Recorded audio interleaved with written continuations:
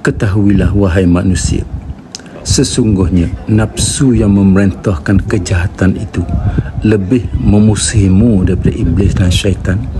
Syaitan hanya memperalatkan nafsu syahwat untuk menguasaimu. Janganlah engkau tertipu oleh nafsumu dengan segala angan-angan dan kepalsuan. Watak nafsu adalah berasa aman, suka berlengah-lengah, bersuka-suka dan bermalas-malasan. Setiap rayuannya adalah batil dan palsu belaka.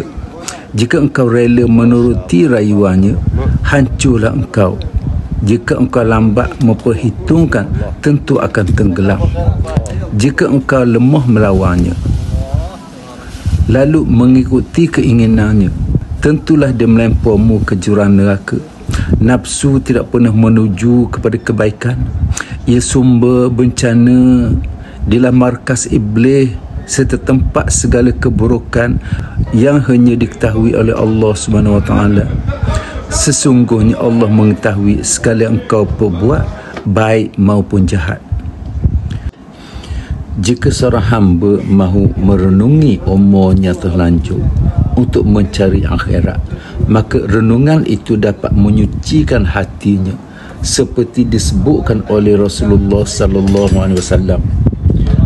Berfikir sesaat itu lebih baik daripada beribadat setahun.